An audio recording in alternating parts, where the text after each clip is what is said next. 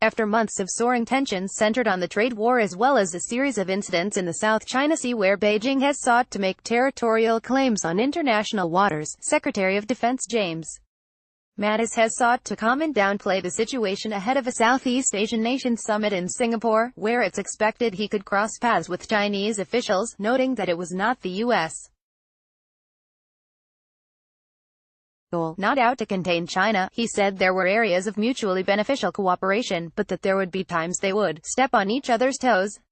This includes, he explained, cooperation on North Korea and the United Nations. Secretary of Defense made the comments while in Vietnam on his way to the Singapore summit. He told reporters en route to the region, "Obviously, we're not out to contain China. We'd have taken an altogether different stance had that been considered. It has not been considered," according to Bloomberg. "We seek a relationship with China that's grounded in fairness, reciprocity and respect for sovereignty," he said. "So we're two large powers, or two Pacific powers, two economic powers. There's going to be times we step on each other's toes, so we're going to have to find a way to productively manage our relationship," Mattis added. His softened rhetoric could mark a de-escalation after China had previously cancelled security talks planned for mid-October in Beijing amidst the two largest economies dueling it out in recent weeks in a trade battle. This was exacerbated by President Trump's charge at the UN General Assembly in New York last month that China was meddling in the November midterm elections, comments in which Trump further said President Xi Jinping might no longer be a friend.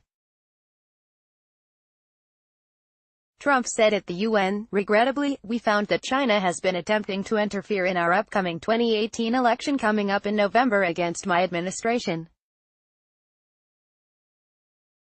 And added, "They do not want me or us to win because I am the first president ever to challenge China on trade. We have evidence. It will come out.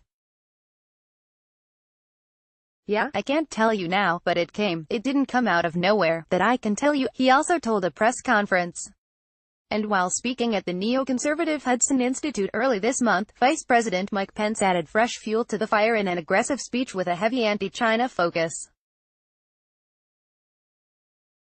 "There can be no doubt," Pence said, "China is meddling in America's democracy. Beijing has mobilized covert actors, front groups, and propaganda outlets to shift Americans' perception of Chinese policy," Pence charged.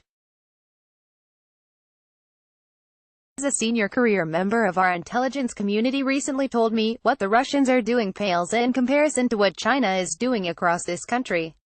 All of this also comes after a series of U.S. aircraft and naval incidents with the Chinese military in the disputed South China Sea, including a recent close call between a U.S. and Chinese destroyer in which Beijing attempted to warn the ship out of what it claims are Chinese territorial waters."